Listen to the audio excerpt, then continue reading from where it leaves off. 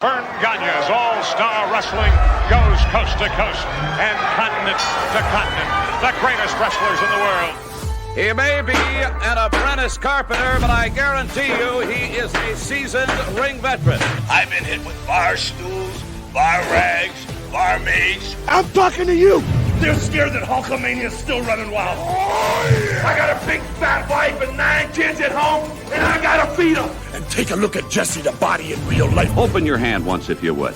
You want the sick? This is absolutely unbelievable. Totally, completely out of control. He's coming in over the top. Hey! Look out!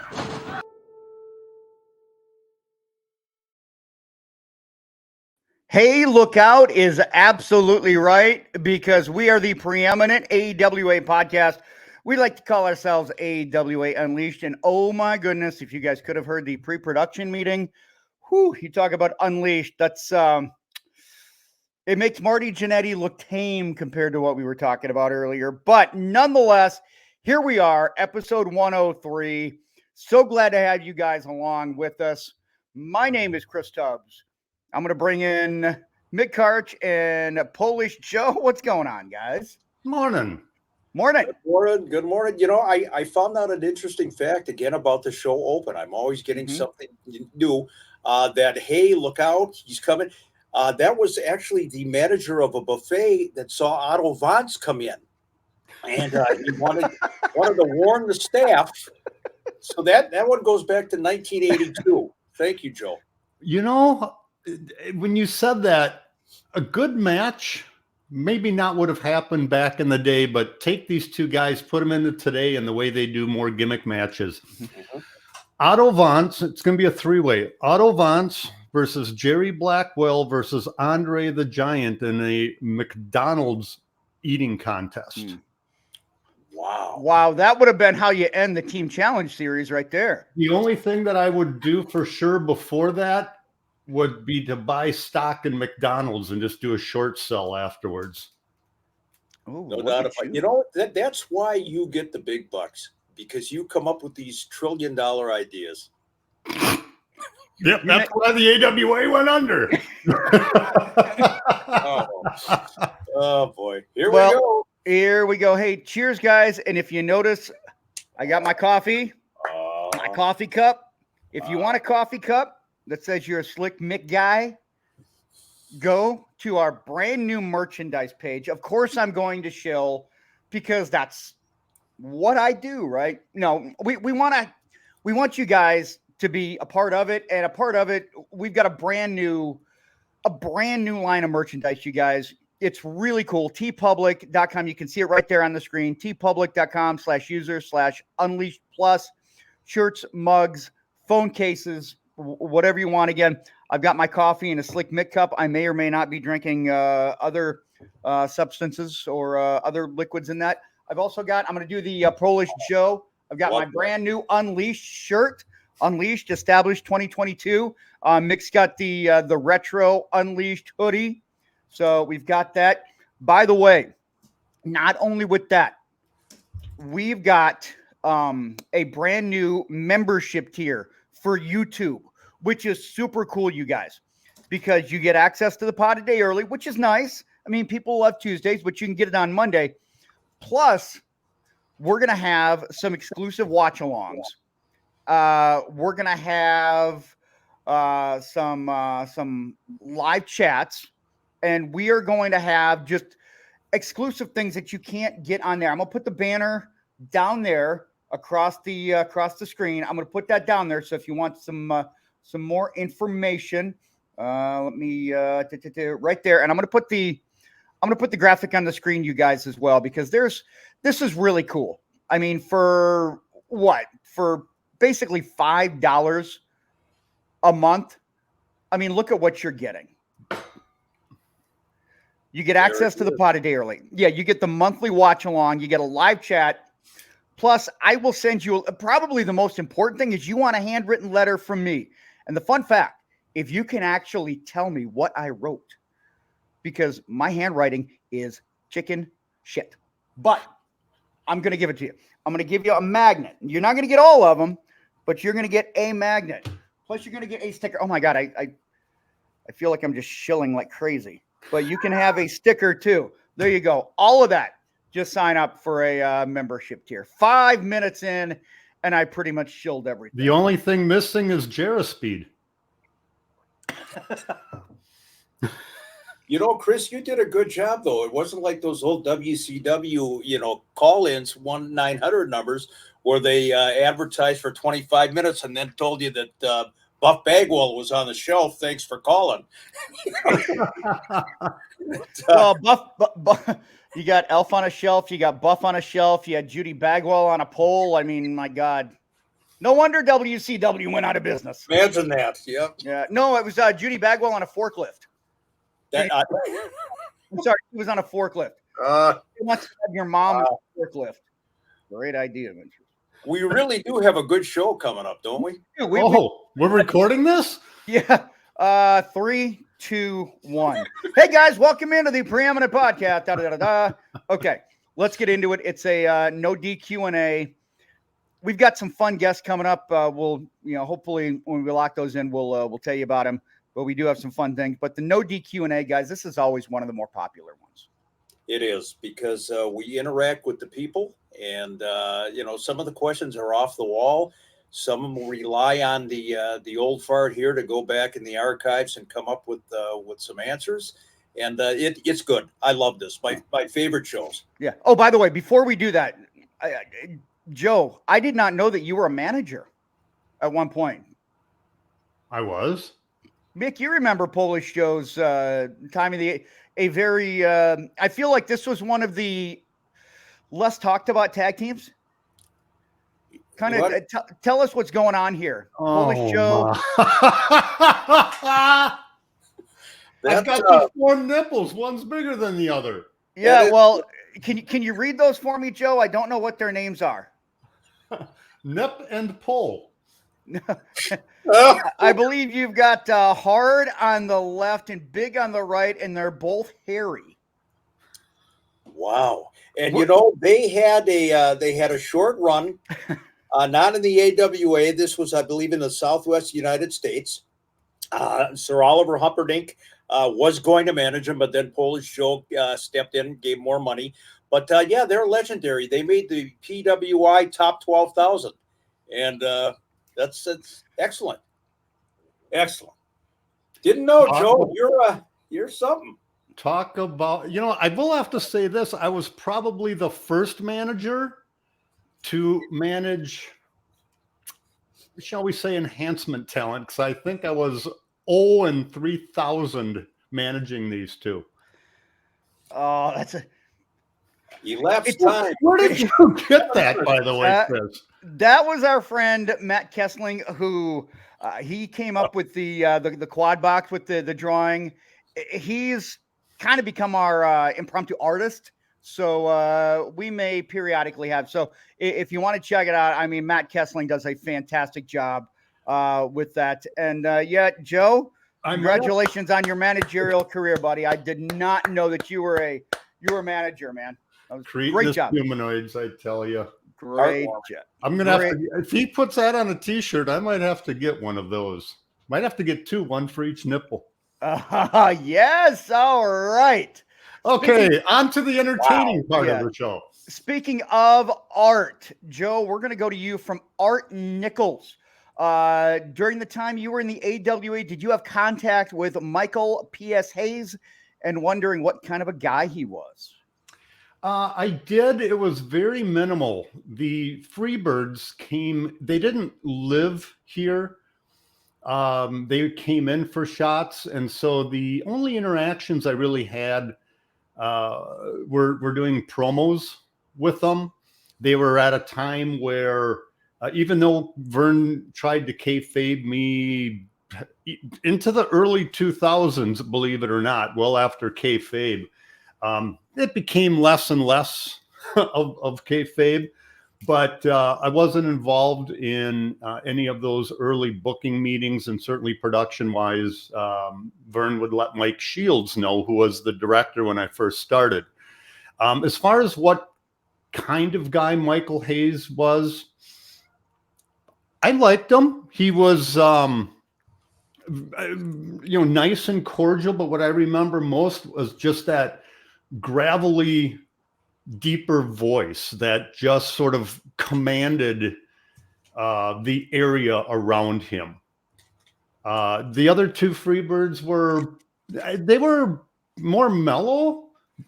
Michael was truly the leader of that trio.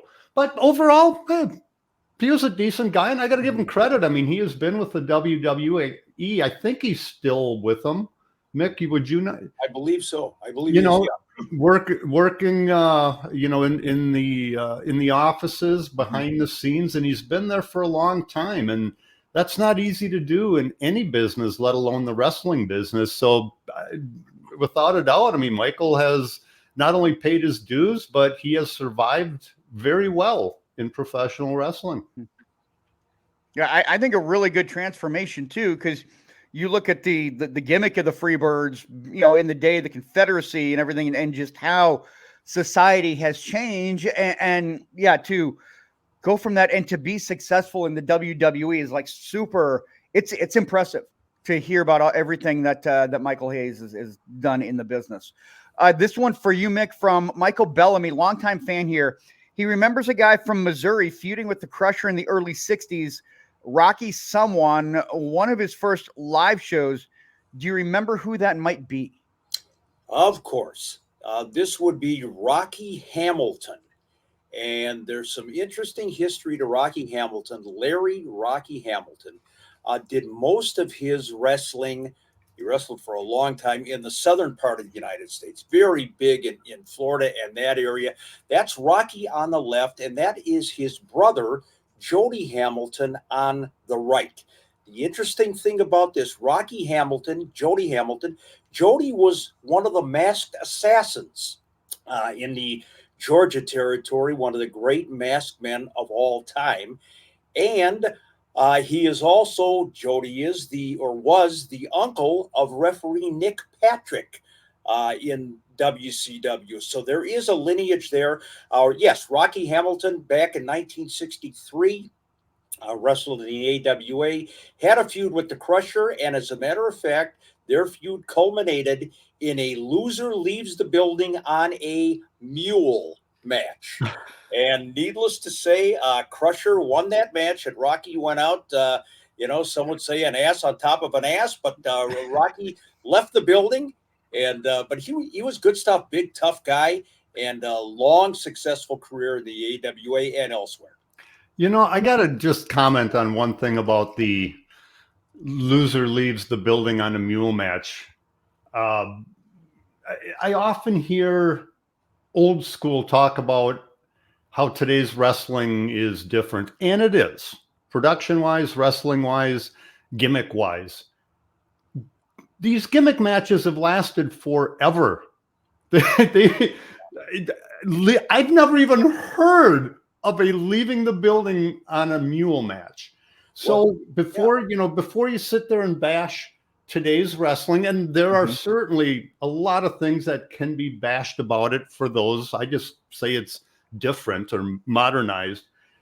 This kind of shit has been going on for decades. Remember, professional wrestling started in the circus, in the carnival. Yeah, and you're absolutely right. And there were tar and feather matches back in the day, so yeah, it's been going on. The only difference, of course, is that today it's violence. Back then it was some kind of a unique, funny caveat. Goofy, funny, like the weasel suit. Exactly. Like that was fun. People were entertained. Yeah, I do feel like it does have a little bit of a tinge of a little more intense rather than the fun, haha, let's make fun of the bad guy sort of thing. Yep. Yeah, but that was a Missouri style match, I believe. And Rocky challenged Crusher and said the loser's going to leave here on a jackass, and by God, it was Rocky that left. Mm-hmm. This one is for all of us from Roberta Stern.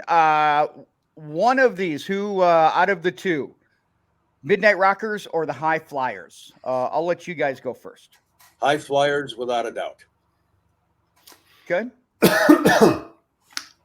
I guess I got to say, in what manner? Just who do I like better? Who do I think were better wrestlers? Better, overall. To me, it's a toss-up just for their in-ring stuff. But because I'm more old school, I'll give the nod to the High Flyers. But the Rockers were good. They were good. But as we know from Marty's interview,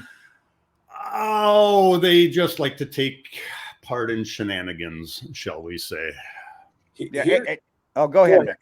I was going to say, I think what the delineation here, I think the Rockers had this tinge of gimmick. They were great wrestlers, great in-ring performers. Certainly Rose and Summers carried them to some great matches, but you had the Midnight Rockers gimmick. The High Flyers were more technical wrestlers. Vern trained them, brought him into the business. So there was more of a sense of serious wrestling as opposed to the Rockers. I think the High Flyers were just incredibly underrated, even as champs. So that'd be my choice. Yeah, I agree with the underrated part, by the way. And I would go, I remember the Midnight Rockers. Yeah, the feud with Rose and Summers and the bloodbath at the Showboat. I mean, I think that's kind of what everybody remembers if you go to one thing in the AWA. But I remember them a lot more in the WWF, just in terms of what they meant to the promotion and being part of, I think, more memorable feuds and more of an influence. I would have to go with the High Flyers. And I didn't see them in their heyday, but I remember Jim Brunzell more with Brian Blair. So, sure. When I go back and I watch, I would also choose the High Flyers over the Midnight Rockers, but that's just because to me, the Midnight Rockers, again, where I saw, were more in the WWF. There you go. Let's go to you, Mick, from Rick Christopherson. He remembers a tag team from the old AWA days that always said they had the secret that was going to win them the AWA tag team titles. Was that Larry Hennig and Harley Race? It was not Larry Hennig and Harley Race because Larry and Harley did win the AWA tag team championship and they didn't have any secrets. It was actually Larry Hennig and Lars Anderson, Larry Heinemi. And they always claimed that they had the secret. They didn't tell anybody what it was that was going to take them to the AWA Tag Team Championship. That's Lars Anderson on the left, Larry Hennig on the right. And it was a well-kept secret because, number one, they didn't win the Tag Team Championship. And number two, nobody ever found out what the secret was. So at least on one level, they kept their word. They had a secret. On the other level, they did not win the Tag Team Championship. So there you go. Not Harley Race. It was Lars Anderson. Secrets, never mind. I have a question, but I'm just going to leave it alone. This is for the three of us from Todd Mason. Just wondering about the memories of the official publication from the 80s, which was called Vern Gagne's AWA Pro Wrestling Report. Did either of you guys make any contributions to the publication during your time at the AWA? And was wondering if you guys kept any, as they're somewhat hard to come by. He has one in his collection, which has one of the individuals that we talked about earlier, Michael Hayes and the Freebirds on the cover. Vern Gagne's Pro Wrestling Report, and this is a early 1980s publication. It was good. I mean, Vern worked in concert with the late Jim Melby, wrestling historian and journalist, and he put together, kind of like a 12, 15, 20-page publication that they sold at the arenas. And again, it was very good. The AWA arena shows had gone from localized 4-page programs to a generic, all over the country, same program, but with a different lineup insert. And then they went to Pro Wrestling Report, and it was good stuff. I don't know how many. I think it ran for about 3-4 years. I have a few of them laying around somewhere. I did not actually contribute any publicity or anything that I can remember. Maybe they used some pictures that I sent in. I don't know, but it was good. It was very, very well done. And of course, Bobby Heenan put it over on television by coming out and saying you could line your birdcage with it. So that's, but yeah, it was good. And I know some are out there. There are collectors that have the whole set. I agree. It was good. It started before my time with the AWA, but I was a fan at the time. And whenever I went to the matches at the Civic Center, I would certainly buy one of them. As far as my involvement with the Pro Wrestling Report, my only contribution was moving boxes in the studio from one area to another because I had to change sets when we were doing Superstars of Wrestling for the AWA, the show that I got my Polish Joe moniker from. But that was it. I didn't have any direct involvement other than doing manual labor. You know, it was interesting. Vern had a column in that publication too, and I believe Jim Melby ghost wrote the column for Vern. I don't think Vern wanted to sit down and, write a column in 1984. So, but very good stuff. If you get a chance, get a copy. Agreed. All right, this is for you guys from Ryan Ellett. Did the AWA have much in the way of secondary belts, or did Vern not see much use for them? I know something that we've kind of talked about periodically is maybe a kind of a present to Greg is kind of one of the main questions that I think people have had with it as well. Kind of explain to me what I'm referring to there, Mick. This was the International Television Championship, and Vern created it. And this is my time in the AWA, so it's 1987. And Greg won the finals of a tournament over Adrian Adonis to win that international TV title. Yeah, he did create that for Greg, and he wanted to give Greg something on an individual level. Of course, Greg and Brunzell had the AWA Tag Team Championship. Vern was smart enough to know that there would be a lot of backlash if he gave Greg the singles title in the AWA. So they gave him this international TV title. Also, of course, Joe, you will know this very well. There was the Sergeant Slaughter America's Heavyweight Championship that they devised for Sarge 2 in the mid-1980s. So, yeah, there were some secondary belts, but they really didn't amount to too much. And, of course, there's the other one, the Light Heavyweight Championship. Yeah. The wrestler that will remain nameless, I believe, kept it for a while. But when I think of the Light Heavyweight Championship, I think of Mr. Electricity, Steve Regal. Yeah. Yep. No doubt. But that was about it. I think those were the only three. I think in Vern's mind, the Women's Championship would have been considered a lesser one, but that just sadly and unfortunately was the way that promoters thought of women's wrestling back in the day. It was really when women's wrestling was first starting to take off, was in the mid-'80s. And I would prefer that scenario to something like AEW today, where you have how many championships you can't even keep them straight. Way too many belts. Yeah. Bastardizes the thought of having a title in my mind. Well, it does. You've got the Trios Championship, the Mid-Atlantic Championship, the International. I mean, I can't even keep track of them it's always a special announcement where it's either Jinder Mahal's getting a title shot, how come, or there's a new belt. Those are like the big announcements. There you go. Here's and I really want AEW to succeed. Don't get me wrong. WWE needs a viable competitor, but right now they are lapping the competition. Yeah, no doubt. Here's a two-part for you, Joe. This is from Jeff Sharkey, and hopefully I'm going to keep this so. We only do have an hour, so Jeff likes to get into details. I'll call him the Nick Bockwinkel of fans. Well, I'm glad that he doesn't use big words because otherwise we wouldn't even be able to put this on here. You'd never get on the air. Yeah. Recently, Jerry Saggs was on a podcast and spoke about the Christmas 1986 show. And by the way, if you have something to say as I'm in the middle of it, just jump in because I'm just reading it here, not paying attention to you. Where he refereed a few matches, but apparently that was a change from what he and Knobs were originally planned to do. There was a 6-man between Scott Hall, Greg Gagne, and Leon White versus Zbyszko, the Super Ninja, and Mr. Saito. Jerry said that the finish was botched, which led to Greg and Leon attacking him post-match because Sags, quote-unquote, ruined the match since the idea was supposed to have Scott Hall pinned by Sato. Now, do you remember any aspect of how this match went down and filmed from a production standpoint?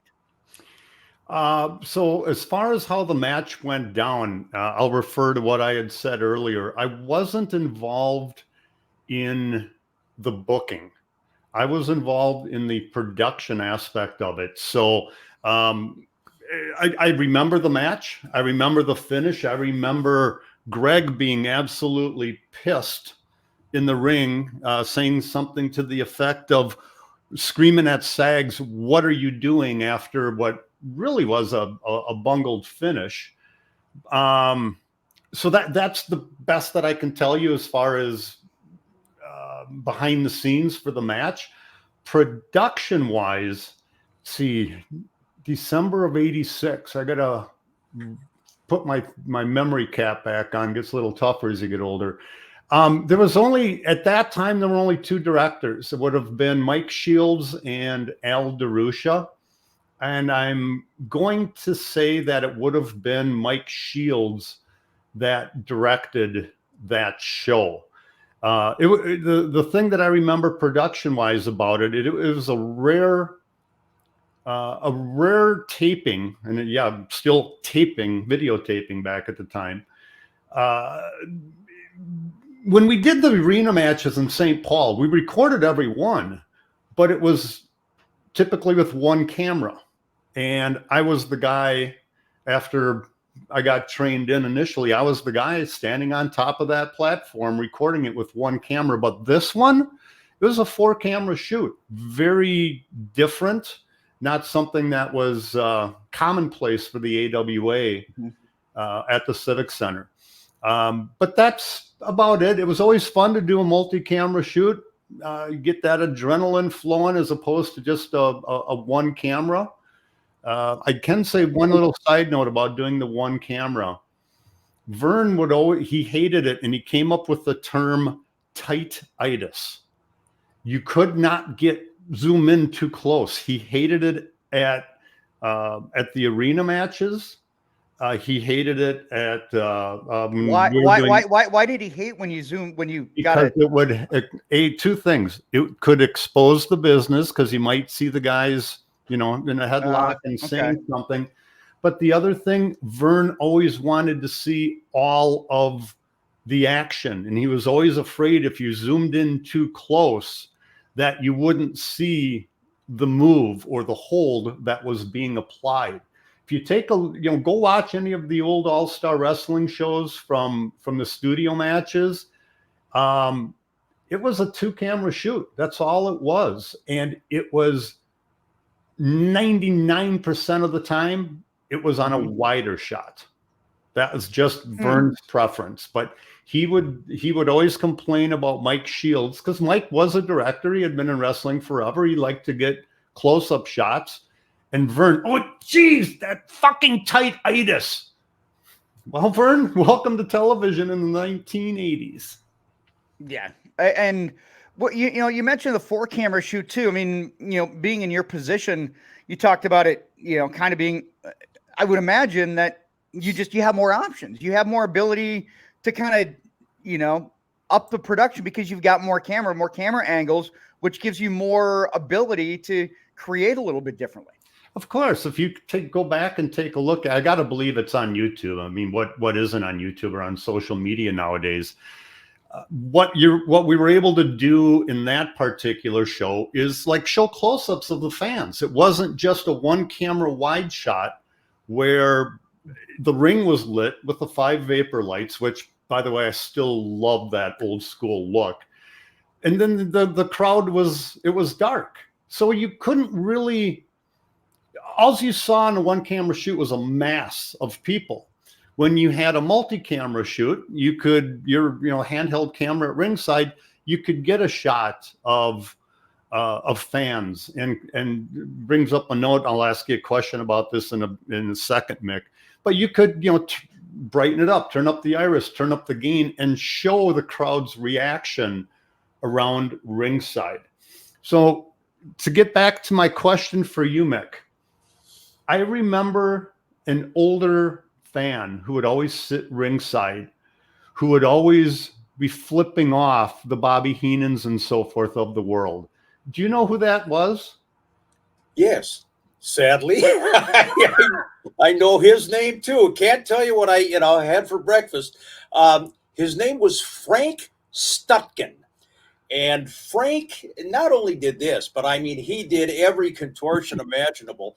And the wrestlers would come out of the ring, it got to be a running joke. They'd go face to face with Frank, and he'd stand up and he'd flip the bird right into, Adrian Adonis's face or what have you. But yeah, just one of the characters from ringside. Just a real quick Mike Shields story. Joe, I don't know if you remember this or not. When I started with the AWA in '87, we're at the Showboat in Vegas, and they're doing an angle where Medusa Michelli has been, she is now DJ Peterson's valet for a month. He won her services for a month, and I forget what it was, but I was looking at Medusa in the corner, ranting and raving, and I made a comment about it on the air with Rod Trongard. I was doing color. And in my earpiece, Mike Shields said, "You stupid son of a bitch." And well, you got my attention. He says, "Are we showing that shot right now?" And they weren't. They weren't showing the shot. The camera was somewhere else, which of course is the cardinal rule. If you don't see it on the monitor, nobody sees it at home. Don't talk about it yet. It hasn't happened. So Mike Shields quickly got me back to, home base. Talk about what's on the monitor, not what you're seeing. I mean, I understand both sides of it, to be honest. That as a director, you want the pictures, the visuals to match the audio. Right. But I understand your viewpoint because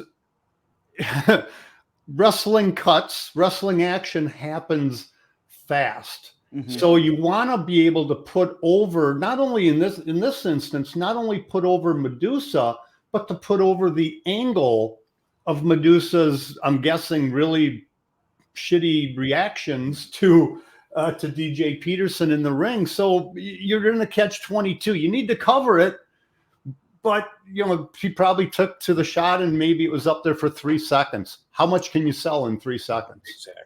So this is kind of a question. I've never asked you this, Mick, and I'm surprised that I haven't asked you this in any sense, whether on the podcast, off the podcast, whatever. And I think it's a question maybe a lot of people have. So when you're there and you're calling a match, are you looking at a monitor or are you looking at the ring? You are looking at a monitor. Okay. And Rod Trongard, for example, when he would do the matches at the St. Paul Civic Center, he was way in the back. He was in the back area by the locker room. He wasn't up close looking at the ring, so he's way on the other side of the arena using a TV monitor. Okay. And again, that kind of goes to the point. This is what the people are seeing at home. Comment about this. And then to Joe's point, yeah, the action is all over the place in wrestling. Sometimes you're distracted, but yeah, for the most part, a monitor.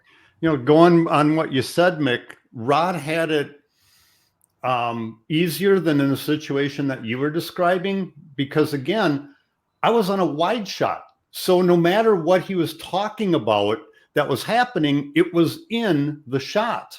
When you've got a 4-camera shoot with 2 handhelds, one on each side, and you do a close-up, you don't see the action that's going on in the ring. So there is a challenge, and anybody that thinks that they can do color commentary or play-by-play for a professional wrestling match with 1 camera, let alone 4, it's not as easy as you think. Thank you, Bill. And I so am thankful that you guys could kind of have that exchange, because I think that in terms of the production, like you guys working hand in hand, kind of taking us through step by step with Joe, what you do and what how you affect what Mick does and vice versa, and how it's kind of a delicate balance, right? I mean, it's a dance. I mean, you have to be in sync with it. And I think to me, that's just so interesting. But yeah, I can't believe that I've never asked you that question, Mick, about if you're looking at what's actually happening or if you're looking at a monitor. So I appreciate you guys kind of going into a little bit of depth with that, because I think that's probably something a lot of people are wondering. Here's oh, go ahead, Joe. Oh, I thought somebody said. Oh, I'm sorry. I thought I heard something. That might have been me clearing my throat after having yet another sip of coffee. Better than a burp. Are you having it in your Slick Mick cup? I'm a Slick Mick guy. Because if you're not, you should. And you know how you can do that. You can just go to tpublic/user/Unleash Plus, and you can buy your coffee cup now while supplies last. There you go. You can have that. You can have a brand new. Well, you can't have it. You got to purchase it, but you can get an Unleashed 2022. We got a whole brand new line of merchandise. You can get stickers. You can get magnets. Whole bunch of stuff. And, okay, so our next question. Hey, I have to get it. Hey, we're halfway through the show. I know. You're giving me shit. This is from Les Zeminski. Okay. He says, thanks for bringing the AWA podcast to fruition. I wouldn't miss it. Thank you for that. Thanks, My Les. question for you, Chris, of the remaining AWA guys still out there, sadly a dwindling number, who would you personally like to have on the show? I think the one name that comes to mind for me, and it's probably the name, guys, that you get asked the most as well, and that is Greg Gagne. Because I think that you want to talk about, I mean, we know this was Vern and Wally, like this was their baby. And Greg grew up in the business. He was as big a part of the AWA as anybody. And I know that we've had talks about, having Greg on, and it would be great to have Greg Gagne on. The problem that we're running into is that sometimes there's a revisionist history. And we know that is kind of one of the things that Greg is known for. And that's, I'm fine. That's cool. But there's a certain thing on this podcast, guys, that we don't want to be kayfabe. We don't want to be bullshitted. We want you guys to get as much of the unfiltered truth as we know or as you guys remember. And again, it's just what it is nowadays. And that's I'm sure it would be great to have him on. I just want to be able to get something that's not kayfabe. And I guess that's kind of the problem that I'm running into. If you could get I won't say the truth, but you guys know what I'm trying to say. I'm trying to ride that fine line.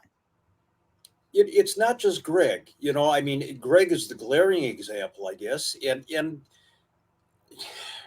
with due respect to Greg, some things he doesn't remember. He seriously does not. You wrestled for that many years. You're around the business. You don't remember facts and figures. I think where we would have the problem with Greg or anybody is just what you said, Chris. We're in a rock and a hard place then. We bring on a guest and we ask him a question and, it's blatant that he's kayfabing. Mm-hmm. So what do? Do we call him on it, alienate the guest, and go into a back and forth for a half an hour? And that's not fair. Yeah. Right. Or do we just let it slide and then we look like idiots and then we get the emails? Why didn't you call him on that? God, Mick, you've been around 100 years. You know better than that. So it's a tough balance. So, but I would love to get Greg on. I mean, if anybody represents AWA at this juncture, it's Greg Gagne. And let me say, I have an immense amount of respect for Greg Gagne. Yes. Like, people shit on him very unfairly. Like, Greg Gagne is absolutely an essential part of this fantastic territory, this promotion that we're talking about. It would not be what it was if it was not for Greg Gagne, because he was so influential in a lot of the success that this company had.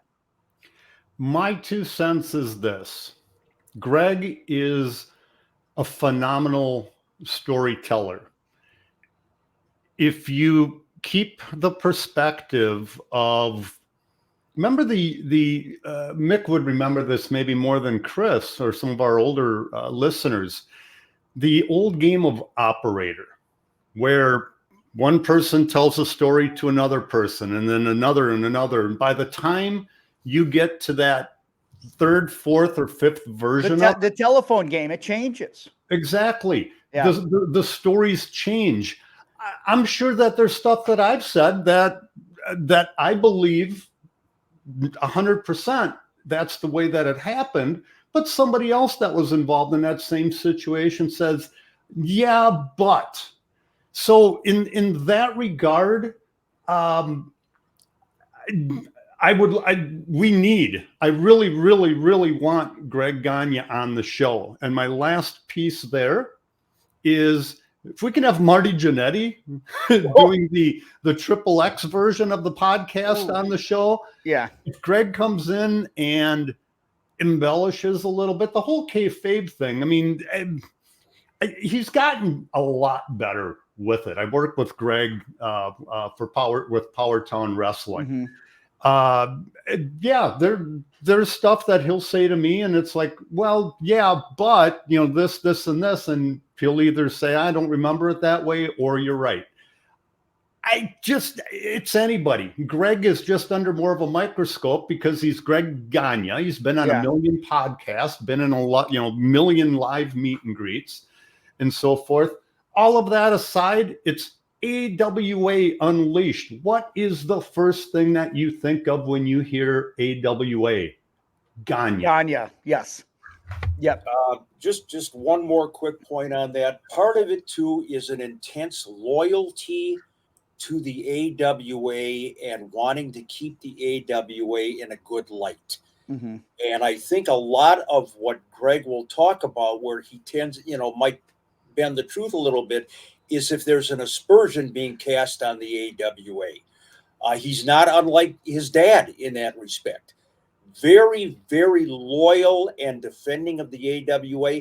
Even Nick Bockwinkel. Nick would, towards the end of his career, he would open up a little bit in shoot interviews, but there was that old school defend the business, defend the AWA mentality. And in that respect, I have respect for Greg Gagne. We'll figure it out. We'll get there. Yeah, absolutely. And the AWA had its warts. Every promotion, everything in life has their warts. And I would love to, because again, the amount of respect that I have for Greg Gagne is it's immense. So I don't want people to think that I'm shitting or anybody shitting on it. I would love it. Like he's Minnesota wrestling loyalty or royalty. Loyal. Well, we're all loyal.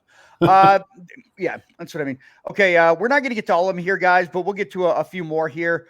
For you, Mick, from Isaac White, love the great shows you guys deliver each week. My question is this. I know that the Crusher and the Bruiser really weren't cousins. I recall Crusher had a brother that he teamed with early on. Was he also kayfabe? Yes. Crusher and Bruiser, of course, no, they were not really cousins. They looked alike, they sounded alike, they wrestled alike. So, it's pro wrestling. Make them cousins. Crusher also teamed up with a man. His real name was Stan Hollick, and that is Stan on the left. Stan wrestled as Stan Lasowski. So they were the Lasowski brothers, Stan and Reggie. The interesting thing about this is that Stan went on to team up with Art Nielsen, and now they were the Nielsen brothers.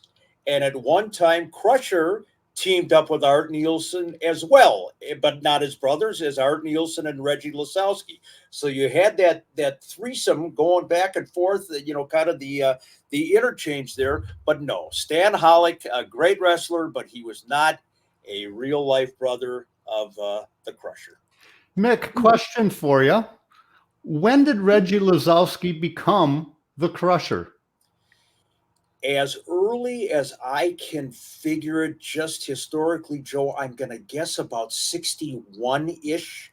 I know that in the late 50s, he was still wrestling in the Minneapolis territory as Lasowski. When he came back here in 1962, he was already the Crusher, but he had worked in Pittsburgh as Crusher Lasowski. So I would guess probably 60, 61 is when he made the transition. Cool. All right, I'm going to bring me back in. We'll do a couple more here, guys, and then we'll wrap it up, and we'll have more to roll over. This one is for me from Paul Olinger. Just curious as the brain trust behind the pod. Thanks for the hard work. I appreciate it, Paul. I enjoy it. Can you get your personal feelings after the Marty Jannetty episode? Part of the time I was entertained, but it got to be too much. Yeah, I mean, listen, there were times where, I mean, I had to cut out a couple of stories because I felt like they were a little over the line. And that's what you were going to get with Marty Jannetty. We kind of knew that going in. I wish we would have gotten more wrestling with it. I mean, obviously the partying was a big part of it, and that's a big part of his life. And that's, again, that was what we kind of knew we were going to get in. I would have liked a little bit more focus on the wrestling and kind of his ascension into the AWA, and more about the Rose and Summers, because I would have loved to have heard more about that and really how the four of them work together. And, you know, again, go back to the match at the Showboat. It did veer off a little bit too much for my liking, but I felt like we kind of knew that going in.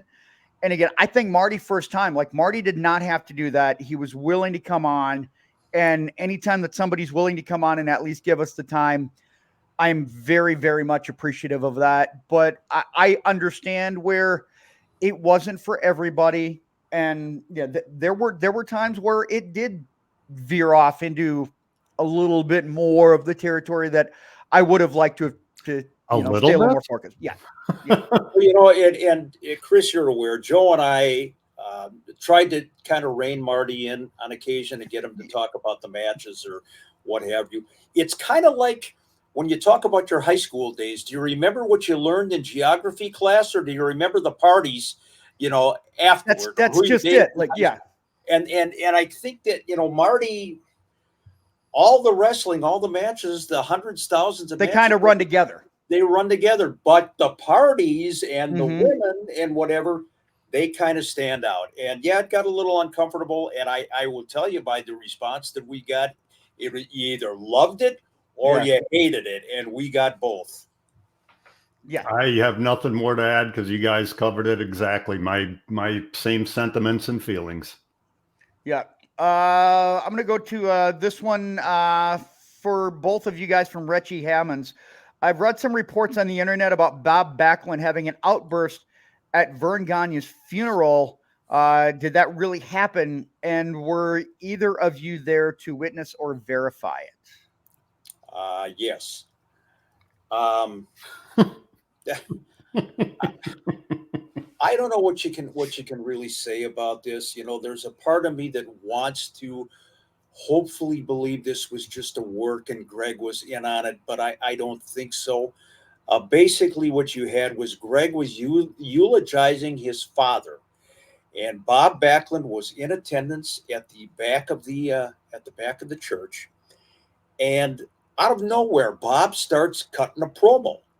And I mean, he's loud. He's talking about how can you ignore him? You know, Mr. Backland and this and that. I mean, it was just so inappropriate and so, I don't even want to say it was out of character because there's Bob Backlund stories, but it was kind of shocking for people.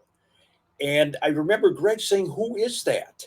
You know, and somebody said, you know, it's Bob Backlund. So the hope was always there that maybe they had hope against hope that maybe they had something devised that they thought was going to be funny. It wasn't funny. It was inappropriate, and it went over like a fart. It was bad. Bob cut a good promo at the time, I will have to say, but it was sort of like, it's okay to be naked at home, but if you can't be naked in a church. It might be funny, entertaining, whatever, comfortable at home, but it was very inappropriate to me. I remember hearing him and watching him, and I had the first initial reaction. It's like, is this a work? I quickly knew that it wasn't, because Greg would not do that to Vern. And at one point, I just did the old, rub the forehead sort of cover. I was embarrassed, to be honest, for Bob Backlund. And Vern got the fitting tribute that he got, even with Larry the X Henning doing his little shtick. But that was private. And Bob did this in the middle of a eulogy. I'm sorry, just highly, highly inappropriate. So yes, it did happen. Yes.